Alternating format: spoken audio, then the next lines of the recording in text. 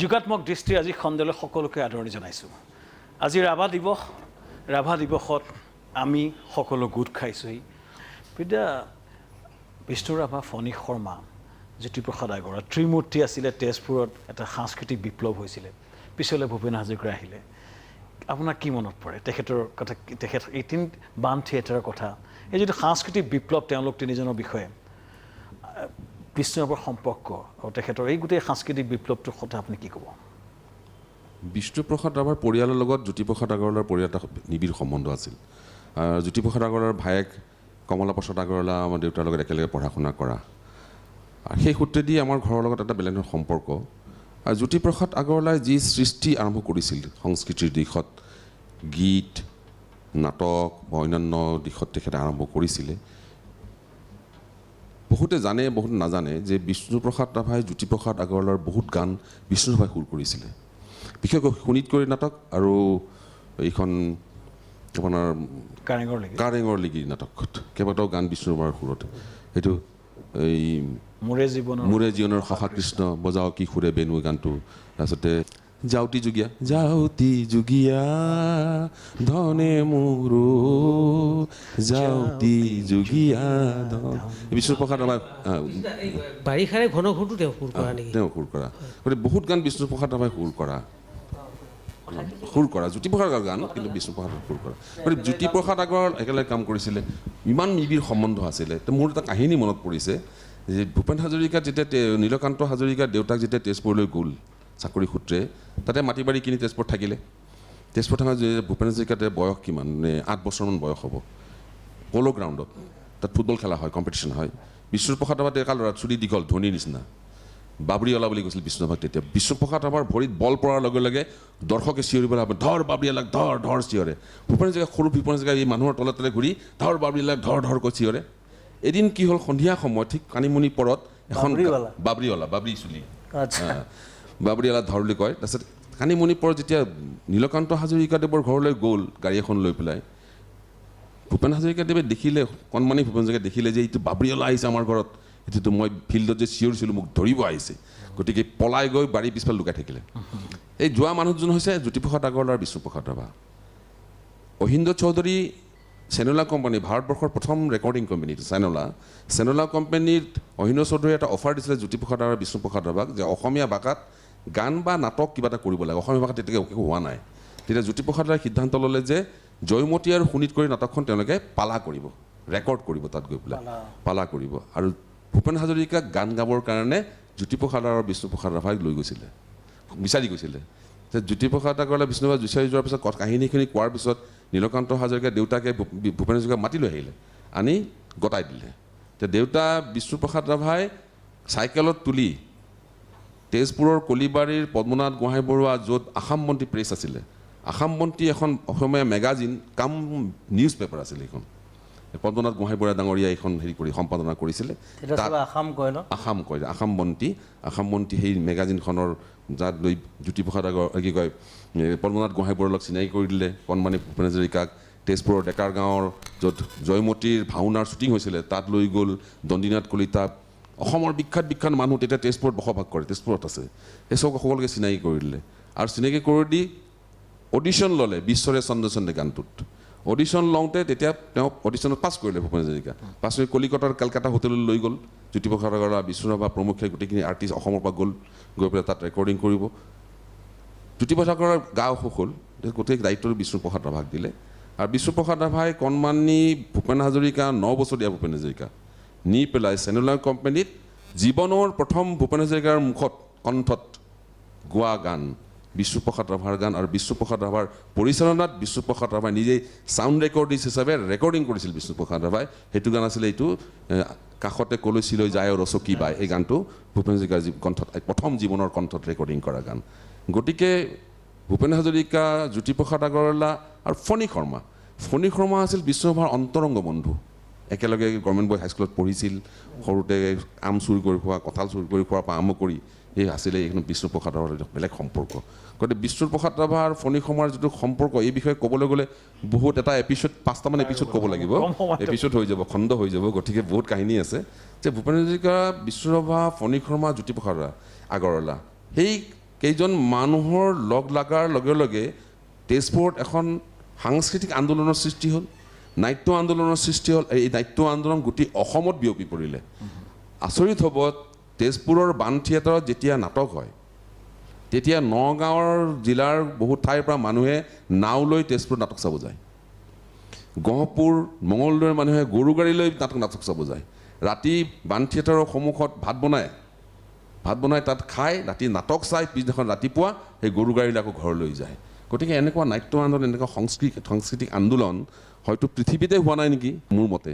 গতিকে বিষ্ণুৰাভা, জ্যোতিপ্ৰসাদ আগৰৱালা, ফণী শৰ্মা, ভূপেন হাজৰিকা এটা বেলেগ নিবিড় মই সম্বন্ধ আপোনাক আছে। এটাই অনুৰোধ জনাম, পিছত জুবিনক সোধাৰ আগতে, যে এই ঐতিহ্যখিনি ৰখাটো আপুনি এতিয়া ৰাইজে আপোনাক বিধায়ক হিচাপে কৰিছে, আৰু আমাৰ কাৰণে বিষ্ণুৰাভাৰ যি সম্পদৰাজি সংৰক্ষণ কৰি এটা পৰ্যটকৰ আকৰ্ষণ কেন্দ্ৰ কৰাৰ কাৰণে এটা প্ৰচেষ্টা হ'ব লাগে, তেজপুৰত হ'ব লাগে, যাত মানুহ টুৰিষ্ট আহিব পাৰে, দেশ বিদেশৰ টুৰিষ্ট আহি তেওঁলোকে নাটক চাব, বিষ্ণুৰাভাৰ কামখিনি চাব, চিত্ৰখিনি চাব। তাত আমাৰ বিষ্ণুৰাভা বুলি ক'লে মোৰ হেৰিটো মনত পৰে, যিটো তাণ্ডৱ নৃত্য বা বিভিন্ন কম্পনেণ্ট সকলোখিনি আনি পেলাই এটা বস্তু কৰিব লাগে, যিটো এটা সাংস্কৃতিক ঐতিহ্যতা গোটেই সমগ্ৰ বিশ্বত যদি যায়, যদি বালিত যায়। বালি টুৰিজিমটো কি? বালি টুৰিজিমটো সংস্কৃতি। আমি কৰিব পৰা নাই। মই এইটোৱে প্ৰথম আপুনি বিধায়ক হোৱাৰ কাৰণে এইটোৱে ভাল পাইছোঁ যে এটা বিষ্ণুৰাভাৰ ওপৰত এটা প্ৰকল্প হ'ব লাগে, যিটো প্ৰকল্প সমগ্ৰ দেশৰে এটা আকৰ্ষণ। এই ক্ষেত্ৰত মই বিষ্ণুপ্ৰসাদ ৰাভাৰ প্ৰকল্প হ'বলৈ ক'বলৈ নাযাওঁ ঠিক তেনেকৈ, কিন্তু এটা কথা মই আপোনাক ক'ব লাগিব। তদানীন্তন মুখ্যমন্ত্ৰী তৰুণ গগৈ ডাঙৰীয়াই সেইখিনি সময়ত এনাউন্স কৰিছিলে 25 লাখ টকাৰে এটা তেজপুৰত সংগ্ৰহালয় তৈয়াৰ কৰা। বাকীখিনি থাকিব। কিন্তু আচৰিত কথা যে তেজপুৰৰ জিলা প্ৰশাসনৰ পৰা আৰম্ভ কৰি, তেজপুৰ পৌৰসভাৰ পৰা আৰম্ভ কৰি তেজপুৰীয়া ৰাইজে কিন্তু দুকঠা মাটি ওলাই দিব নোৱাৰিলে, যাৰ কাৰণে পইচাটো এতিয়া ক'ত আছে কোনেও নাজানে। এতিয়া মই বিধায়ক হৈছোঁ, মই অলপ খুচৰি চাব লাগিব, চাই পেলাই কেনেধৰণৰ কি কৰিব পাৰি, আৰু তাৰ কাৰণে মাটিৰ প্ৰয়োজন হ'ব, আৰু কম মাটি নহয়, বেছি মাটিয়ে লাগিব। কিয় ক'ব খুজিছা তুমি? আপুনি যিটো প্ৰসংগ আনিলে সেইটোৰ আঁত ধৰি পেলাই যে বিষ্ণুপ্ৰসাদ ৰাভাৰ সৃষ্টি আমি সংৰক্ষণ কৰিব লাগে, সেইটো বিষয়ত কিছু কথা আগবাঢ়িছিলে, কিছু আগ নাবাঢ়িলে, সেইটোতো নিশ্চয়কৈ কৰিব লাগে। আন কিছুমান কথা মই তেখেতৰ পুত্ৰ হিচাপে আৰু সন্মানীয় তেজপুৰ সমষ্টিৰ এগৰাকী বিধায়ক হিচাপে তেখেতক মই এইখিনিতে ক'ব বিচাৰিম যে বিষ্ণুৰাভাৰ আচল যিটো ঐতিহ্যৰ উত্তৰাধিকাৰ, সেই বিষয়ে তেখেতে বিধানসভাত কিছু প্ৰশ্ন কৰাটো আমি আশা কৰিম। এটা জটিল ঐতিহাসিক ক্ষণত তেখেত এইবাৰ অসমৰ বিধানসভালৈ নিৰ্বাচিত হৈছে। আমাৰ সংস্কৃতি, আমাৰ পৰিচয়ক লৈ বিভিন্ন প্ৰশ্ন উত্থাপিত হৈছে, আৰু বিষ্ণুৰাভাৰ আমি বাকী সাংস্কৃতিক কথাখিনি কওঁতে বা পলিটিকেল কথা কওঁতে তেখেতৰ যিটো ইণ্টেলেকচুৱেল আৰু এটা ছাইড এটা আছিল দেই। তেখেতে নৃত্য, অসমীয়া ভাষা, অসমৰ ভূগোল বুৰঞ্জী, অসমৰ সংগীত, সেইবিলাকক তেওঁ আপোনাৰ ব্যাকৰণসন্মতভাৱে আৰু আপোনাৰ শাস্ত্ৰসন্মতভাৱে, বিজ্ঞানসন্মতভাৱে তেখেতে বিচাৰ কৰিছিলে। সেই বিচাৰ কৰি দেখিলে যে আমাৰ সংস্কৃতিটো কেনেকুৱা। আমাৰ সংস্কৃতিটো হৈছে আমাৰ জনজাতীয় মানুহৰ, আমাৰ থলগিৰি মানুহৰ, আমাৰ হালোৱা সজোৱা মানুহৰ পৰা উঠা এটা সংস্কৃতি, আৰু কেৱল আৰ্যসকলৰ যিটো আৰ্যীকৰণটো যিটো কয়, কেৱল সেইটো ধৰণে আমাৰ সংস্কৃতি হোৱা নাই। সেই ধৰণৰ এটা পৰিচয়ৰ সংক্ৰান্তৰ কথা আমি পাতি আছোঁ, সেইটো ইয়াতে ইমান বেছি ডিটেইলছত নাযাওঁ। সেই বিষয়ে তেখেত এগৰাকী বিধায়ক হিচাপে, বিষ্ণুৰাভাৰ পুত্ৰ হিচাপে কিবা যদি সেই ধৰণৰ কথা আগবাঢ়ে, তেওঁ সেই বিষয়টো নিশ্চয় তেখেত সচেতন হৈ থাকিবই। আৰু এটা কথা, তেওঁ যিটো আদৰ্শত বিশ্বাস কৰিছিল, কিছুমান বহুত সৰু কাম, মই একেদিনাই আপোনাৰ মানে সকলো পৰিৱৰ্তন আহিব বুলি মই সেইটো মোৰ নিজৰ তেনেকুৱা একো বিশ্বাস নাই। কিছুমান কথা যে বিষ্ণুৰাভাৰ প্ৰতি তেখেতৰ পুত্ৰ হিচাপে, অসম বিধানসভাৰ এগৰাকী সদস্য হিচাপে তেখেতৰ পৰা আহ্বান কৰিম যে অন্ততঃ উৎপাদন শ্ৰম আৰু মজুৰি, উৎপাদন শ্ৰম আৰু মজুৰিৰ ক্ষেত্ৰত যিটো সমবিতৰণৰ কথা আছে, যে আমাৰ বাগানৰ মানুহবিলাকে কিমান সময় কাম কৰিব, কিমান মজুৰি পাব, আমাৰ আদিবাসী লোকসকলে কেনেকৈ তেওঁলোকৰ জীৱন ধৰণৰ মানদণ্ড উন্নত কৰিব, আৰু এটা নতুন ধৰণৰ শ্ৰেণী বৈষম্য সৃষ্টি কৰাৰ কথা বিষ্ণুৰাভাই কোৱা নাছিলে। কেনেদৰে সকলো মানুহৰ আপোনাৰ জীৱন ধৰণৰ মানদণ্ড উন্নত হয় আৰু শোষণৰ হাৰটো লাহে লাহে কমি আহে, সেই বিষয়ে তেখেতে বিধায়ক ৰূপে যাতে অসমৰ বিধানসভাত প্ৰশ্ন উত্থাপন কৰে, সেইটো তেখেতৰ পৰা আশা কৰোঁ। চাওক, নিৰ্বাচনী ৰাজনীতি আৰু ৰাজনীতিইজিম দুটা যদিও একে বুলি ভবা যায়, কিন্তু একে নহয়, দুটা সম্পূৰ্ণ বেলেগ বেলেগ বস্তু। মই এতিয়া দলীয় ৰাজনীতি কৰি নিৰ্বাচনত জিকি আহিছোঁ। চৰকাৰে যিখিনি ঘোষণা কৰিব, চৰকাৰৰ যিটো নীতি থাকিব, চৰকাৰৰ যিখিনি মানে প্ৰজেক্ট থাকিব, মানে এইম থাকিব, সেই এইমটোৰ মাজেৰেহে মই আগবাঢ়ি যাব পাৰিম। তাৰ ওলোটাটো মই কৰিব নোৱাৰোঁ। যি নহওক, আজি শ্ৰমজীৱী মানুহক কিমান আমি হেৰি অৰ্থনৈতিকভাৱে উন্নত কৰিব লাগে বা দুখীয়া নিচলা মানুহক আজি মাটিৰ কথা আহিছে অসমৰ ভূমি নীতিৰ কথা আহিছে অসমৰ টি গাৰ্ডেনৰ যিসকল শ্ৰমিক আছে শ্ৰমিকৰ মজুৰিৰ কথা আহিছে সেইবিলাক কথা আছেই এইখিনি আহিবই সেই কথা ওলাবই আৰু মই ছাত্ৰসকলকো এটা অনুৰোধ কৰিব খুজিছোঁ আজি যে মই বিষ্ণুপ্ৰসাদ ৰাভা মই 10 বছৰ বয়সত হেৰুৱাইছোঁ 10 বছৰ বয়সৰ পৰা মই বিষ্ণুপ্ৰসাদ ৰাভাৰ বিষয়ে অধ্যয়ন কৰিছোঁ মোক যদি আজি এইখন আলোচনা চক্ৰত এই আলোচনা যে কৰি আছোঁ মোক যদি জ্যোতিপ্ৰসাদ আগৰৱালাৰ বিষয়ে আলোচনা কৰিব মাতে মই ধুনীয়াকৈ কথা পাতিম শংকৰদেৱৰ বিষয়ে যদি মোক কথা পাতিব মই ধুনীয়াকৈ কথা পাতিম মাধৱদেৱৰ বিষয়ে ফণী শৰ্মাৰ বিষয়ে আৰু বহুজনৰ বিষয়ে যদি মোক আনকি কমিউনিষ্ট ৰিভলিউশ্যনৰ বিষয়ে যদি মই ইয়াত কথা পাতিব মই তাতো কথা পাতিম মই এটা অনুৰোধ কৰিব খুজিছোঁ বিষ্ণুপ্ৰসাদ ৰচনাৱলী বা ৰচনা সম্ভাৰ কোনোবাই পঢ়িছে নে নাজানো কিন্তু ছাত্ৰ ছাত্ৰীসকলে বিশ্ববিদ্যালয় কলেজৰ ছাত্ৰ ছাত্ৰীসকলে এইবোৰ পঢ়া উচিত এইকাৰণে উচিত এই যি সংগ্ৰহালয়ৰ কথা কৈ আছে মই অনুৰোধ কৰিম কোনোবা এজন ভাল মিউজিকৰ ছাত্ৰক বিষ্ণুপ্ৰসাদ ৰাভাৰ ৰচনাত লিখি থৈ গৈছে বিহুগীতৰ স্বৰলিপি বিষ্ণুপ্ৰসাদে কৰিবলৈ কি দৰকাৰ আছিলে বিষ্ণুপ্ৰসাদে জানিছিল যে এসময়ত বিহুগীত অপভ্ৰংশ হ'ব নোহোৱা হৈ যাব বিহুগীতৰ মানদণ্ড কলৈ গুচি যাব কোনো নাজানে আৰু এইটো হৈ আছে আজি আৰু বিষ্ণুপ্ৰসাদ ৰাভাই তেতিয়াই অনুভৱ কৰি বিষ্ণুপ্ৰসাদ ৰাভাই বিহুগীতৰ ওপৰত স্বৰলিপি লিখিছিল মই অনুৰোধ কৰিম ছাত্ৰ ছাত্ৰীসকলক যদি মিউজিকৰ লগত নাথাকে সেই স্বৰলিপিখিনি চাই বিহুগীতখিনি গাই চাওকচোন বিষ্ণুপ্ৰসাদ ৰাভাই কি স্বৰলিপি কৰিছিল আৰু সেই সময়ত বিহুগীতৰ সুৰ কেনেকুৱা আছিল ওলাই যাব ঠিক তেনেকৈ ওজাপালিৰ ওপৰতো বিষ্ণুপ্ৰসাদ ৰাভাই স্বৰলিপি কৰি থৈ গৈছে ওজাপালিতনো আজিকালি ওজাপালিৰ মাজতে মোক এটা কণ্ট্ৰভাৰ্চি হৈছিল ওজাপালি এটা হিন্দী গান নে কিবা এটা গানৰ ওপৰত ওজাপালি গাইছিলে কিন্তু বিষ্ণুপ্ৰসাদ ৰাভাই সেই তাহানিতে যিবিলাক সুৰত মানে ওজাপালি গাইছিলে সেই সুৰৰ স্বৰলিপি বিষ্ণুপ্ৰসাদে কৰি থৈ গৈছে মই অনুৰোধ কৰিম এই গৱেষণা কৰা ছাত্ৰ ছাত্ৰীসকলক বা গৱেষণা কৰিব ওলোৱা ছাত্ৰ ছাত্ৰীসকলক বিশ্ববিদ্যালয় তেওঁলোকে এইবিলাকৰ ওপৰত গৱেষণা কৰিব লাগে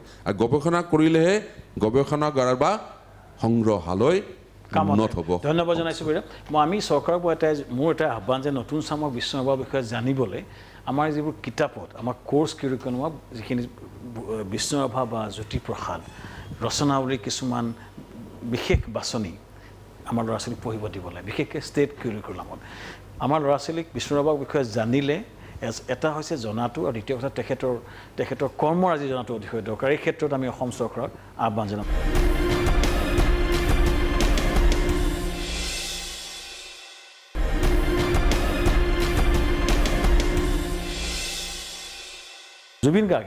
জুবিনে বহুত দেৰি কথা কোৱা নাই জুবিন গাৰ্গে এটা খুব সুন্দৰ ইনিচিয়েটিভ কৰিছে যিটো কলাগুৰু মিউজিক ফেষ্টিভেল এটা কৰে জুবিন গাৰ্গে অসমৰ চুকে কোনে কৰিছে আমি 2 বছৰ কৰিব পৰা নাই বৰপেটাত কৰিছে তেজপুৰত কৰিছে লাষ্ট কোট কৰা হৈছিলে জুবিনক মাজুলীত আছিলে সেইটো উপায় নহ'ল আৰু ভৱিষ্যতৰ কি ধৰণৰ মানে প্লেন এতিয়া যদি পৰিস্থিতি ভাল হয় আমি অহা বছৰ মোৰ প্লেনিং আছে মই এই বছৰে কৰিম বুলি ভাবিছিলোঁ কিন্তু দেখিলোঁ আকৌ ছেকেণ্ড ৱেভ আহিলে কিবা আহিলে কলাগুৰু আমাৰ হেৰি এটা আছে আৰ্টিষ্ট ৰিলিফ হেৰি এটা আছে কওকচোন আমি হেল্প কৰি আছোঁ বন্ধন জীৱনবোৰ বানপানীৰ সময়ত যথেষ্টখিনি কাম কৰা হৈছে বা কাৰোবাৰ কোনোবা আৰ্টিষ্টৰ কিবা প্ৰব্লেম হৈছে অকল আৰ্টিষ্ট বুলিয়ে নহয় স্পৰ্টছমেনকো দিছোঁ আমি হেৰিকো দিছোঁ সাধাৰণ মানুহকো দিছোঁ যিমান পাৰোঁ দি আছোঁ কিন্তু নেক্সট ইয়াৰ আমি কৰিম মোৰ এইটো বিশ্বাস আছে যে কৰোণা নাইকিয়া হ'ব আমি আকৌ মাজুলী ধুনীয়াকৈ কৰিব পাৰিম ভৱিষ্যতে কলাগুৰুক লৈ চিনেমা কি ধৰণৰ কিবা আছে প্লেন আছে বিৰাট কৈছোঁ মই যোৱাবাৰো কৈছিলোঁ এখন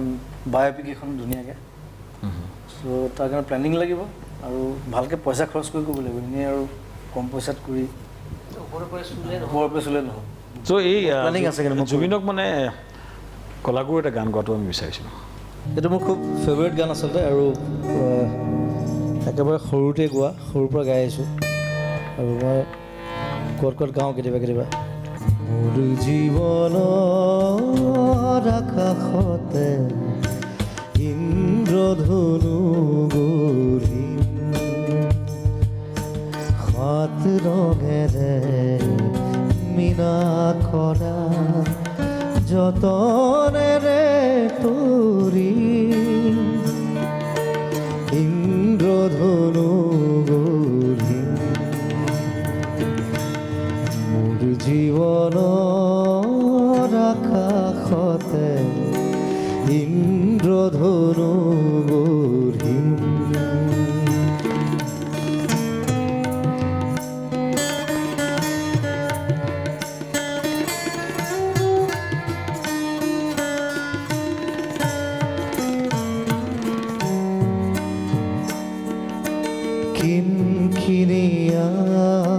চকুলোলে শুৱনীয়া ভাৱ কণেৰে কিনকিনিয়া চকুলোলে শুৱনীয়া ভাৱ কণেৰে প্ৰণয় সুৰুজ দেৱতাৰে প্ৰণয় সুৰুজ দেৱতাৰে জিলিকনি খানি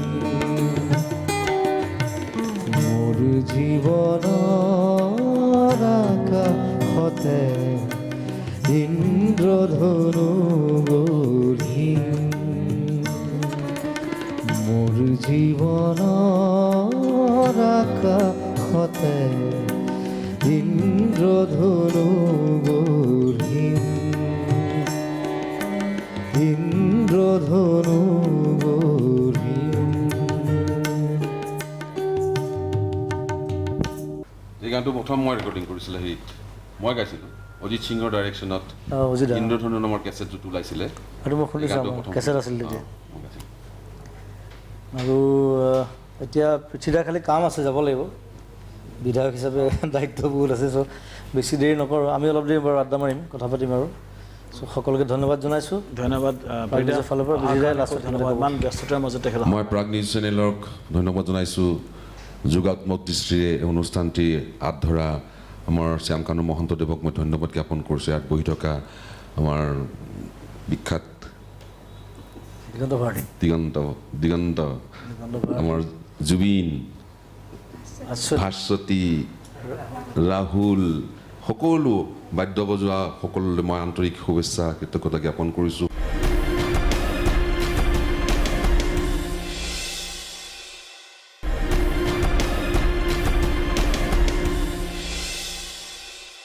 বিৰতিৰ পিছত আকৌ আমি উভতি আহিছোঁ জুবিন গাৰ্গৰ বিষ্ণু ৰাভাৰ বিষয়ে বহুখিনি কাহিনী যিবোৰ মানুহে নজনা কাহিনী জুবিন গাৰ্গে বহুখিনি কথা জানে যিবোৰ আমি নাজানো কি কথা মনত পৰে বিষ্ণু ৰাভা এজন ইণ্টাৰেষ্টিং কেৰেক্টাৰ আছিলে তেখেতৰ বহুত কাহিনী আছে এতিয়া চব ক'বলৈ দিগদাৰ তাৰমানে টিভিত মিডিয়াত চব কথা ক'ব নোৱাৰিতো দুষ্টালি বদমাচি এইবিলাক বহুত আছে এইবিলাক মই শুনা কথা আৰু য'ৰ পৰা অলপ অলপ শুনিছোঁ মই তাক লগ নাপালোঁ আৰু এটা কথা খালি মোৰ এটা কাহিনী মোৰ মন পৰে আজি ক'বলৈ মন গৈছে মানে বিষ্ণু ৰাভা আৰু ফণী শৰ্মা একদম জিগিৰি দোষ আছিলে চবেই জানে আৰু দুজন ওচৰা ওচৰিকৈ মৰিছে 6 মাহৰ ভিতৰত গৈছে দুজন এনি টাইম একেলগে থাকে একেলগে নাটক লিখে কিবা লিখে এক্টিঙৰ কথা পাতে কিবা পাতে দুইজনৰ মাজতে মানে মুৰ্গী ফাৰ্ম খুলিবলৈ মন গ'ল আমি বিজনেছ কৰিম হৈ গ'ল ঠিক আছে নুনমাটিৰ ফালে কিবা জেগা এটা ল'লে বোলে ফাৰ্ম খুলি দিলে মুৰ্গী তাৰপিছত ভগাই ল'লে মানে দুইজনটো একেলগে থাকিব নোৱাৰে বেলেগ বেলেগ কাম থাকে যে যদি তই ৰাতি থাক মই দিনত থাকিম মই যদি দিনত থাকোঁ তই ৰাতি থাকিবি হৈ গ'ল পিছদিনাৰ পৰা আৰম্ভ দিনত ফণী শৰ্মা আহে আহি পেলাই কয় ঐ মুৰ্গী এটা ভাজ লগততো এইটো থাকেই আৰু দুজনে খায় চ' মোৰ এটা মুৰ্গী গ'ল ৰাতি বিষ্ণু ৰাভা আহে ঐ মুৰ্গী এটা ভাজ আকৌ খাই দিয়ে এটা মুৰ্গী 1 মাহত মানে গোটেই ফাৰ্মটো নিজে খাই শেষ কৰি দিলে বিজনেছ তাতে খতম সমাপ্ত তাৰপিছত আৰু তেওঁলোকে বিজনেছ কৰা নাই বোধে মোৰ মতে আৰু নকৰিলে ভাল হ'ল আৰু বহুত কাহিনী শুনিছোঁ অতিশয় মানে ইণ্টাৰেষ্টিং প্ৰতিভাৱান আৰু ইমান টেলেণ্টেড মানুহ ইনক্লুডিং জুবিন গাৰ্গ অলপ বেলেগ হয় আপোনালোকে আমি যেনেকৈ ভাবোঁ এজন অতিশয় মানে ক্ৰিয়েটিভ মানুহৰ চিন্তাধাৰাটো বেলেগ হয় জুবিন গাৰ্গৰ আমাৰ মাজত চিন্তাধাৰা কিছুমান বেলেগ থাকে আৰু সেইকাৰণে তেওঁ অনন্য ক্ৰিয়েটিভ মানুহৰ আমি যেতিয়া জুবিন গাৰ্গক আমি গ্ৰহণ কৰোঁ তেওঁ সেই ভাল গুণ সকলো মিলি গ্ৰহণ কৰিব লাগিব কাৰণ তেখেতৰ চিন্তাধাৰাৰ এই যিটো ক্ৰিয়েটিভিটি আহে মই ভাবোঁ যে মেডনেছ আমি কৰি আছোঁ এই অনুষ্ঠানটো কলিতা স্পেক্ট্ৰাম এটা অতি সুন্দৰ এখন ৰেষ্টুৰেণ্ট তাক প্ৰমোট কৰিছে মনোজ কলিতা অতিশয় উদ্যোগী এজন অসমীয়া যুৱক তেখেতৰ ইলেক্ট্ৰনিক্সৰ খুব ভাল কাম কৰে এই ৰেষ্টুৰেণ্টখনত যিটো কণ্টিনেণ্টেল খানা বৰ ধুনীয়া ইণ্ডিয়ান খানাও বৰ ধুনীয়া দুটা লেয়াৰ আছে পৰিৱেশটো দেখুৱাব কৈ আছোঁ আজি যে অনুষ্ঠানটো আমি ইয়াত কৰা এইটো এটা মিউজিকেল পৰিৱেশ এটা ইয়াত সৃষ্টি কৰা হৈছে আপোনালোকক আহ্বান জনাওঁ আপোনালোক আহিব যদি হাই কোৱালিটি খানা গুৱাহাটীত খাবলৈ মন আছে কলিতা স্পেক্ট্ৰামত আৰু মনোজ কলিতাক ধন্যবাদ জনাইছোঁ এইটো সুন্দৰ এটা অনুষ্ঠান কৰাৰ বাবে জুবিন এটা ভাস্বতীৰ লগত এটা জইণ্ট গান এটা আমি গোৱাটো বিচাৰিছিলোঁ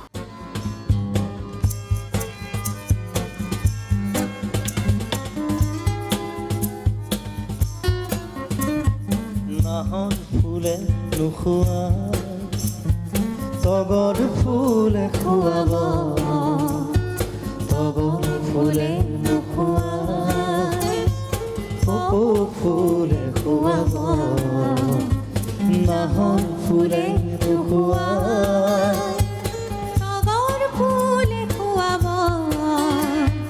তগৰ ফুলে নোখোৱাই কপৌ ফুলে খুৱাব নাহৰ ফুলে নোখোৱাই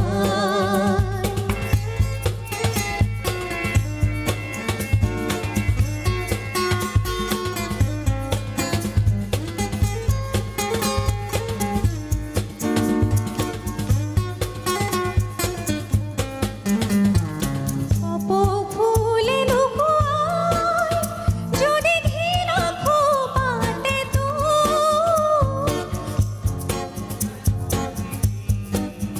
গুজি খোপাতে মনোহৰ কপৌ ফুলে নোখোৱাই যদি ঘিলা খোপাতে তোৰ হিয়া ফুলে পাৰি দিম গুজি খোপাতে মনোহৰ নাহৰ ফুলে নোখোৱাই তগৰ ফুলে খুৱাব তগৰ ফুলে নোখোৱাই কপৌ ফুলে খুৱাব ফুলে নোখোৱা তগৰ ফুলে খুৱাব তগৰ ফুলে নোখোৱা কপৌ ফুলে খুৱাব নাহৰ ফুলে নোখোৱা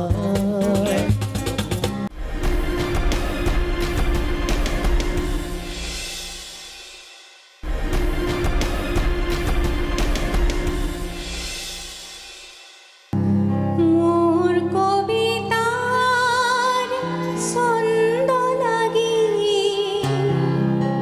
স্পন্দন তোৰ জাগেৰে স্পন্দন তোৰ জাগেৰে কথা মালিকাৰ গন্ধ লাগি পুনৰ সপোন ভাগেৰে ভাগেলে ভাগেলে দূৰ সোণৰ সপোন ভাগেলে দূৰ সোণৰ সপোন ভাগেলে মোৰ কবিতাৰ ছন্দ লাগি স্পন্দন তোৰ জাগেৰে স্পন্দন তোৰ জাগেৰে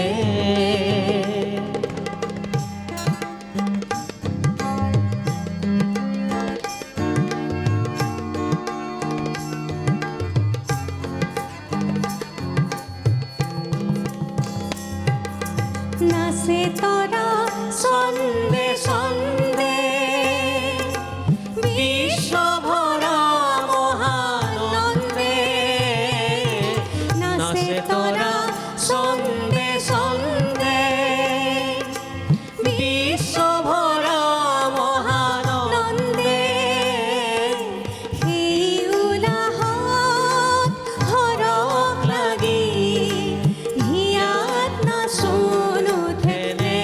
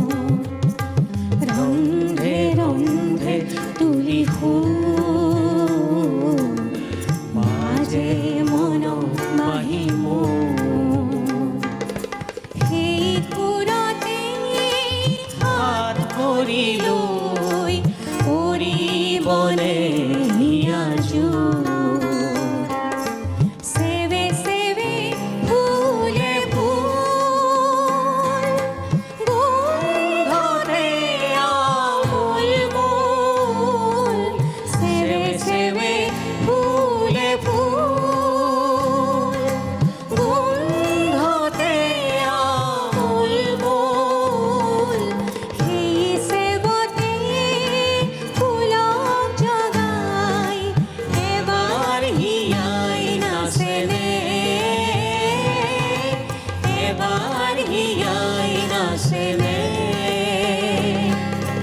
কথা মালিকাৰ গন্ধ লাগি সোণৰ সপোন ভাগেনে ভাগেনে ভাগেনে তোৰ সোণৰ সপোন ভাগেনে তোৰ সোণৰ সপোন ভাগেনে তোৰ সোণৰ সপোন ভাগেনে। এবাৰ ৰাহুলে আৰু দিগন্ত ভাৰতী মিলি এটা গান কওঁ।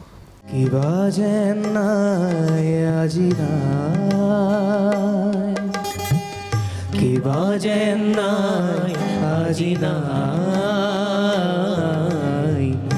আছে হ'বৰীয়া আছে হ'বৰীয়া হঠাৎ হিয়াত কৰোণ বিৰলি হাই হাই কিবা যেন নাই আজি নাই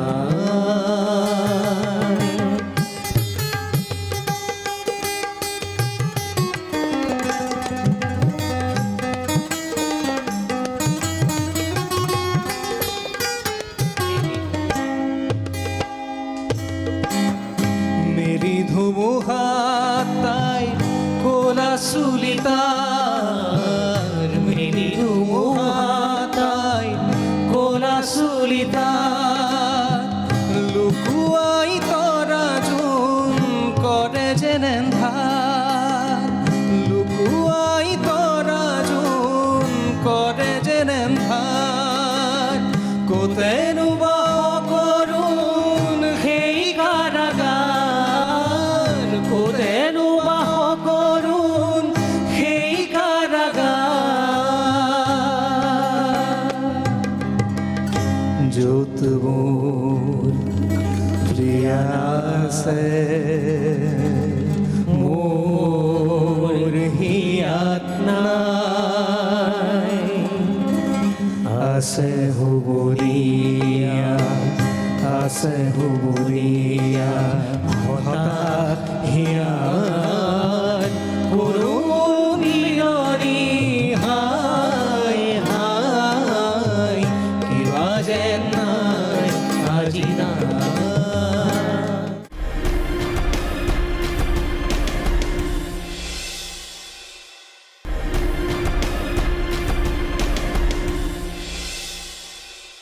এইবাৰ ভাস্বতীয়ে গাব বিষ্ণুপ্ৰসাদ ৰাভাৰ এটা গীত দশৰথ দাসৰ সুৰৰে। এইটো একচুৱেলি বাণ থিয়েটাৰ তেতিয়া বিষ্ণুপ্ৰসাদ ৰাভা নিজে নাচিবৰ বাবে কলাগুৰুৱে এই গীতটো কৰা হৈছিলে কিবা এটা ছিকুৱেঞ্চত আৰু দশৰথ দাস তেখেতে সুৰটো কৰিছিলে। পুৱতি নিশাৰ আজান শুনি চমকি উঠে কবি শাহজাহান প্ৰিয় মমতাজ নাই বুলি ভাবি বিদৰি উঠে দৰদী প্ৰাণ পুৱতি নিশাৰ আজান শুনি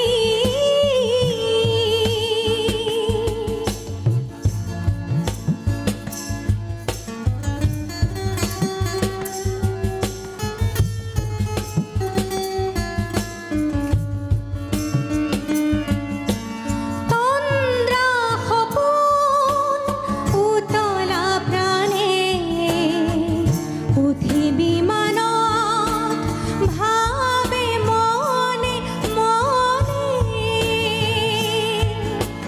তন্দ্ৰা সপোন উতলা প্ৰাণে উঠি বিমানত ভাবে মনে মনে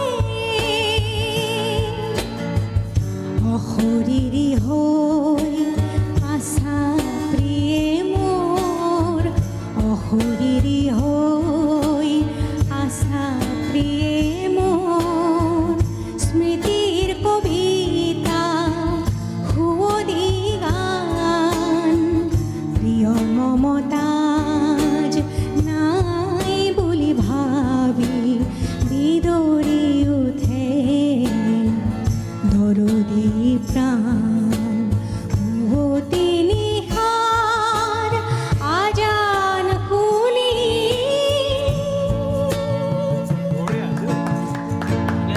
নতুন মই কেতিয়া আমি নুশুনা এটা গান ধন্যবাদ মই আজি জনাইছোঁ প্ৰথমবাৰ গাইছোঁ মানে অলপ সাহস কৰি মানে গানটো অকণমান জানক মানুহে সেইকাৰণে আমি অনুষ্ঠানটো শেষ কৰিম মডাৰ্ণ সৰু একদম জুবিন সকলোৱে মিলি এটা গান বিষ্ণু ৰাভাৰ নামত উৎসৰ্গিত কৰাটো বিচাৰিছোঁ আজি আমি শেষত বিশ্বচন্দে গাম হয় সেইটো কোৱা এইটো আমি এতিয়া গ্ল'বেল এতিয়া কথাবিলাক global global village global village চ' বিশ্বচন্দে চন্দে তেতিয়া লিখা গান আৰু গোটেই গ্ল'বেলাইজেশ্যন লৈ পেলাই লিখিছিলে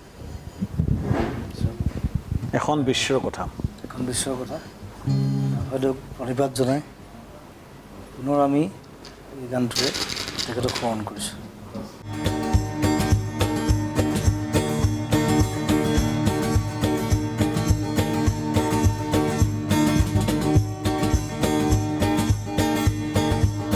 ঈশ্বরে ছন্দে ছন্দে মহানন্দে আনন্দে নাচা নাচা তবু হর দেব নাচা ঈশ্বরে ছন্দে ছন্দে মহানন্দে আনন্দে নাচা নাচা তবু হর দেব নাচা বন্দে বন্দে আজি হব ভকত বৃন্দে বন্দে নাচা নভল বন্দে ঈশ্বরে ছন্দে ছন্দে মহানন্দে আনন্দে নাচা নাচা তমু হর দেউ নাচা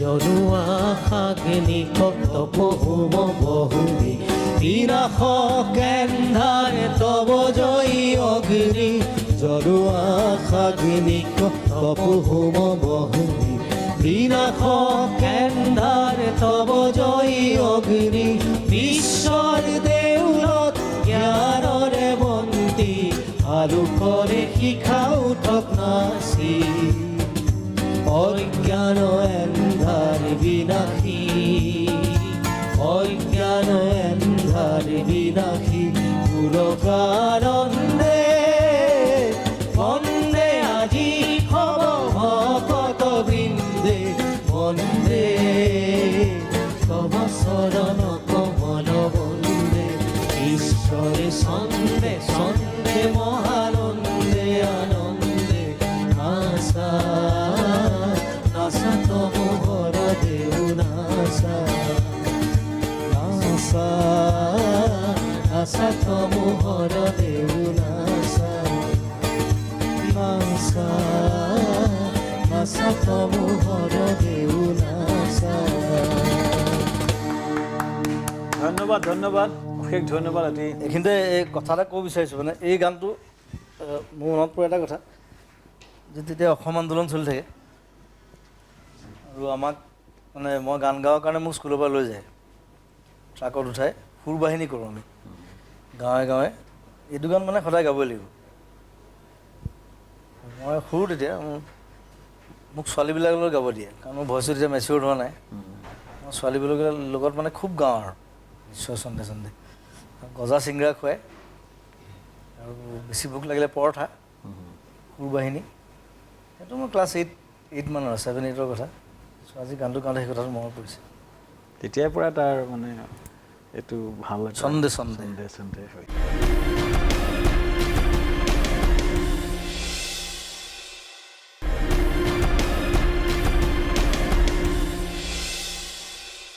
প্ৰথমতে জুবিন গাৰ্গক ধন্যবাদ জনাইছোঁ আজি গোটেই অনুষ্ঠানটো পৰিকল্পনা কৰাৰ কাৰণে কৃতজ্ঞতা জনাইছোঁ জুবিন গাৰ্গক পৃথ্বীৰাজ ৰাভা ডাঙৰীয়া আজি অহাৰ কাৰণে ধন্যবাদ জনাইছোঁ তেখেত যথেষ্ট ব্যস্ততাৰ মাজত আহি গান গালে আৰু থাকিলেহেঁতেন তেখেতৰ চৰকাৰী কামত যাবলগীয়া হ'ল দিগন্ত ভাৰতী ধন্যবাদ জনাইছোঁ ভাস্বতী সুন্দৰ গান গাইছে প্ৰথমবাৰৰ বাবে মই দেখিছোঁ ভাস্বতী গান গোৱাটো সুন্দৰ ভৱিষ্যত আমি আশা কৰিছোঁ তাইৰ কথা ক'লে আৰু বহুত ক'ব লাগিব আজি নকওঁ বাৰু পিছত আমি কিন্তু সুন্দৰ সাংগীতিক ভৱিষ্যত আমি বিচাৰিছোঁ ৰাহুল গৌতম শৰ্মা গীতিকাৰ সুৰকাৰ নিবন্ধকাৰ সাম্যবাদী বিশ্লেষক আৰু আৰু বিদ্ৰোহী মনৰ কিন্তু খুব প্ৰগ্ৰেছিভ মনৰ এজন ল'ৰাক ভৱিষ্যত উজ্জ্বল কামনা কৰিছোঁ, ভাল কাম কৰি যাওক আৰু হিষ্ট্ৰিয়ান হ'ব খ্ৰীষ্টিয়ান আৰু ভাল কাম কৰক, অসমৰ নাম সুনাম অৰ্জন কৰক, সেইটো আমাৰ থাকিলে।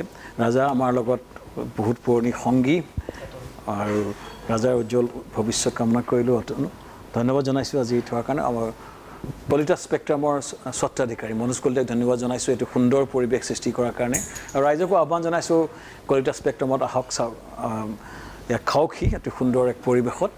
আৰু এই অনুষ্ঠানটো চোৱাৰ কাৰণে মই এটা কথা কওঁ, বিষ্ণু ৰাভা এজন শিল্পীয়ে নাছিলে, তেওঁ আছিলে এজন মানৱতাবাদী, এজন ভৱিষ্যদৰ্শী এজন ব্যক্তি। বিষ্ণু ৰাভা আছিলে সত্তা, বিশেষকৈ বৃহত্তৰ অসমৰ ধাৰণাটো তেখেতে লৈ গৈছিল। তেখেতৰ এই ধাৰণাটো লৈহে অসমখন থাকিব। বড়ো, মিচিং, কাৰ্বি, তিৱা, ডিমাচা বিভিন্ন জাতি জনগোষ্ঠীৰ এখন বৃহত্তৰ অসম একেলগে জীয়াই থকাৰ। বিষ্ণু ৰাভাৰ এটা আটাইতকৈ নতুনকৈ মই এইটো পাইছোঁ, এইটো ৰাহুলে সিদিনা ক'লে, এটা ডাঙৰ এটা ডাইলগ মই কৈ দিছোঁ। কথাটো শুনিবলৈ বৰ বেলেগ ধৰণৰ, কিন্তু তাৰ মাজত বহুত অৰ্থ আছে। গুটি অবিহনে গছৰ ভৱিষ্যত অন্ধকাৰ। একজেক্টলি, বহুখিনি কথা আমি আৰু পাতিবলগীয়া আছে।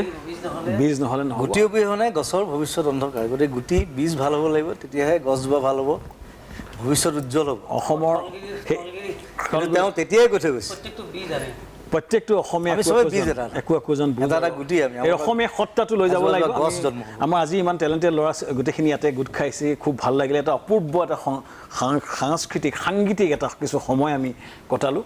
আশা কৰোঁ দৰ্শকসকলে ভাল পাব, ভাল পাইছে।